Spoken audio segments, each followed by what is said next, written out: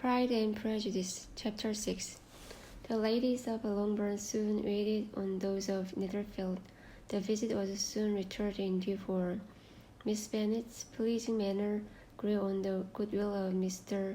Hurst and Miss Bingley, and though the mother was found to be intolerable, and the younger sisters not worth speaking to, a wish of being better acquainted with them was expressed towards the two eldest.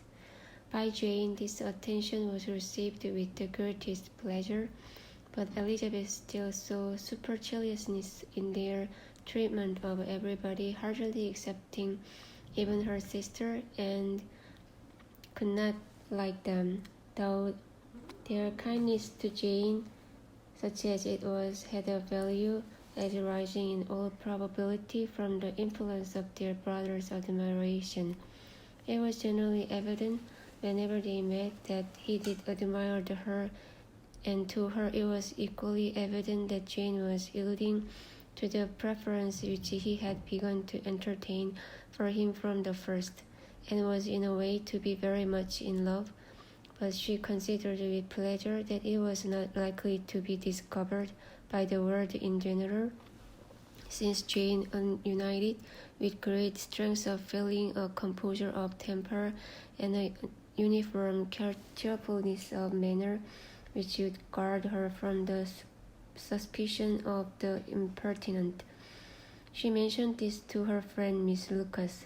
"It may perhaps be pleasant," replied Charlotte, "to be able to impose on the public in such a case, but it is sometimes a disadvantage to be so very guarded. If a woman concealed her affection with the same skill from the object of it, she may lose the opportunity of fixing him, and it will then be but poor consolation to believe the world equally in the dark. There is so much of gratitude or vanity in almost every attachment that it is not safe to leave any to itself. We can all begin freely. A slight preference is natural enough, but there are very few of us who have heart enough to be really in love without encouragement. In 9 cases out of 10, a woman had better show more affection than she feels. Bingley likes your sister undoubtedly, but he may never do more than like her if she does not help him on. But she does help him on as much as her nature will allow. If I can perceive her regard for him, he must be a simpleton indeed not to discover it too. Remember, Eliza, that he does not know Jane's disposition as you do. But if a woman is partial to a man and does not endeavor to conceal it, he must find it out. Perhaps he must if he sees enough of her. But though Bingley and Jane meet tolerably often, it is never for many hours together, and as they always see each other in large mixed parties, it is impossible that every moment should be employed in conversing together. Jane should therefore make the most of every half hour in which she can command his attention. When she is secure of him, there will be more leisure for falling in love as much as she chooses. Your plan is a good one, replied Elizabeth, where nothing is in question but the desire of being well married, and if I were determined to get a rich husband, or any husband, I dare say I should adopt it. But these are not Jane's feelings. She is not acting by design. As yet she cannot even be certain of the degree of her own regard, nor of its reasonableness. She has known him only a fortnight. She danced 4 dances with him at Merton. She saw him one morning at his own house, and has since dined with him in company 4 times. This is not quite enough to make her understand his character, not as you represent it. Had she merely dined with him, she might only have discovered whether he had a good appetite. But you must remember that 4 evenings have also been spent together, and 4 evenings may do a great deal. Yes, these 4 evenings have enabled them to ascertain that they both like Bington better than commerce, but with respect to any other leading characteristic, I do not imagine that much has been unfolded. Well, said Charlotte, I wish Jane success with all my heart, and if she were married to him tomorrow, I should think she has as good a chance of happiness as if she were to be studying his character for 12 months. Happiness in marriage is entirely a matter of chance. If the dispositions of the parties are ever so well known to each other or ever so similar beforehand, it does not advance their felicity in the least. They always continue to grow sufficiently unlike afterwards to have their share of vexation. And it is better to know as little as possible of the defects of the person with whom you are to pass your life. You make me laugh, Charlotte, but it is not sound. You know it is not sound, and that you would never act in the way yourself. Occupied in observing Mr. Bingley's attentions to her sister, Elizabeth was far from suspecting that she was herself becoming an object of some interest in the eyes of his friend.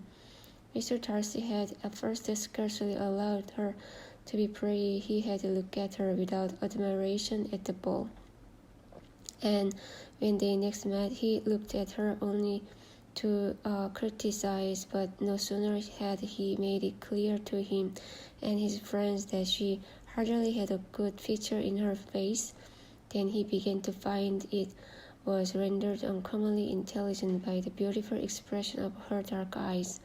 To this discovery succeeded some others equally mortifying.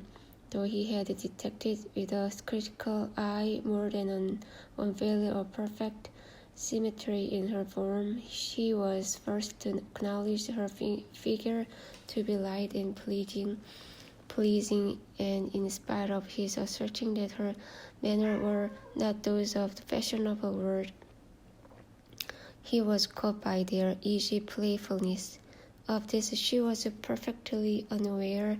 To her he was only the man who made himself agreeable nowhere, and who had not thought her handsome enough to dance with. He began to wish to know more of her, and as a step towards conversing with her himself, attended to her conversation with others. His doing so drew her notice. It was at Sir William Lucas, where a large party were assembled. What does Mr. Darcy mean? She said to Charlotte, by listening to my conversation with Colonel Forster. That is a question which Mr. Darcy only can answer. But if he does it any more, I shall certainly let him know that I see what he is about. He has a very satirical eye, and if I do not begin by being impertinent myself, I shall soon grow afraid of him. On his approaching them soon afterwards, though without seeming to have any intention of speaking, Miss Lucas defied her friend to mention such a subject to him, which immediately provoking Elizabeth to do it, she turned him to him and said, Did you not think, Mr. Darcy, that I expressed myself uncommonly well just now, when I was teasing Colonel Forster to give us a ball at Merton? With great energy, but it is always a subject which makes a lady energetic. You are severe on us. It will be her turn soon to be teased, said Miss Lucas. I'm going to open an instrument, Eliza, and you know what follows. You are a very strange creature, by way of a friend, always wanting me to play and sing before anybody and everybody. If my vanity had taken musical turn, you would have been invaluable, but as it is, I would really rather not sit down before those who must in the habit of hearing the very best performers. On Miss Lucas persevering, however, she added, Very well, if it must be so, it must. And gravely glancing at Mr. Darcy, there is a fine old saying which everybody here is of course familiar with. Keep your breast to cool your porridge, and I shall keep mine to swell my song. Her performance was pleasing, though by no means capital. After a song or two, and before she could reply to the entries of several that she would sing again, she was eagerly succeeded at the instrument by her sister Mary, who, having in consequence of being the only plain one in the family, worked hard for knowledge and accomplishment, was always impatient for display. Mary had neither genius nor taste, and though vanity had given her application, it had given her likewise a pedantic air and conceited manner which would have injured a higher degree of excellence than she had reached. Elizabeth, easy and affected, had been listened with much more pleasure, though not playing half so well, and Mary, at the end of a long concerto, was glad to purchase praise and gratitude by Scotch and Irish airs at the request of her younger sisters, who, with some of the Lucases and 2 or more officers, joined eagerly in dancing at one end of the room.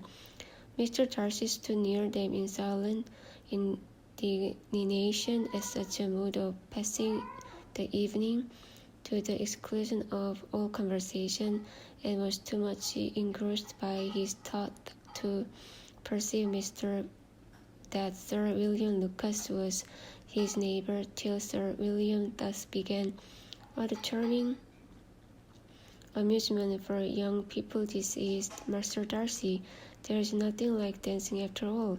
I consider it as one of the first refinements of Polish society."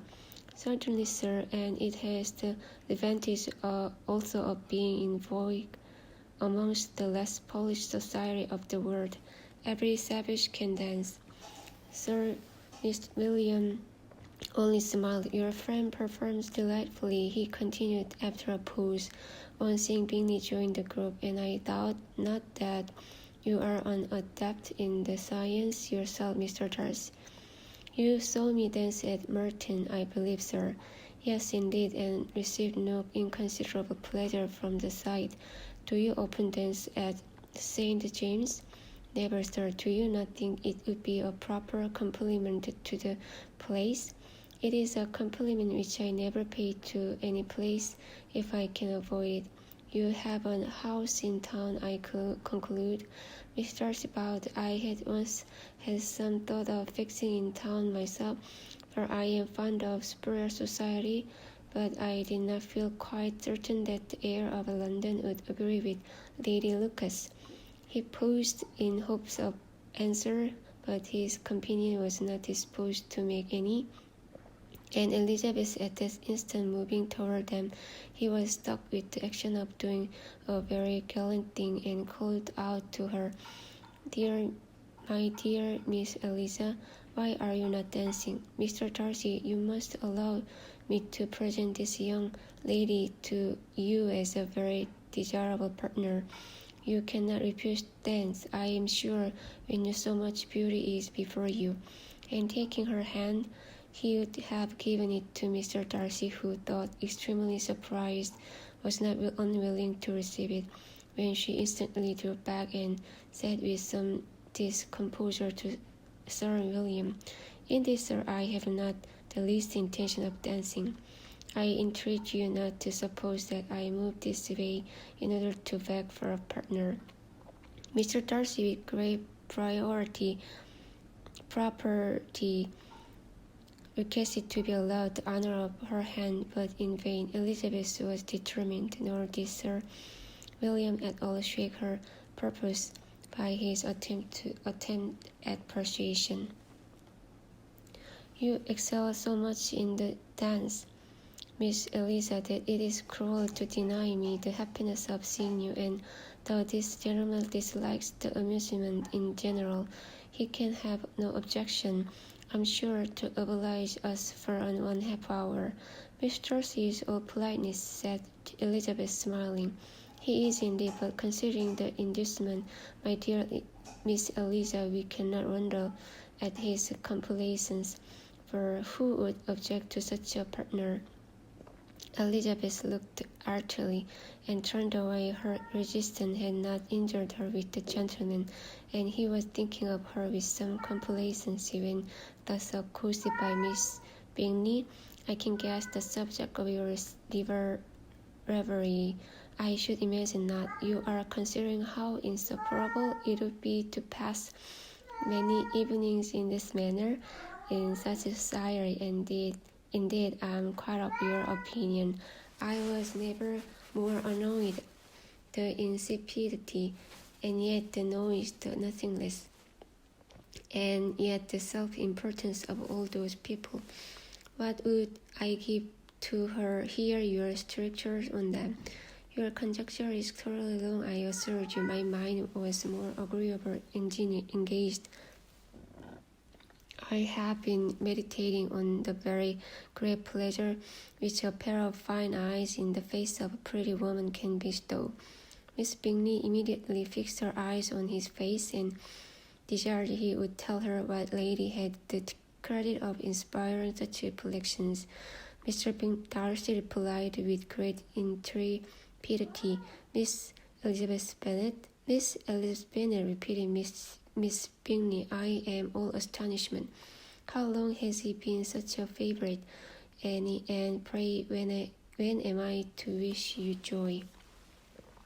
"This is exactly the question which I expected you to ask. A lady's imagination is very rapid.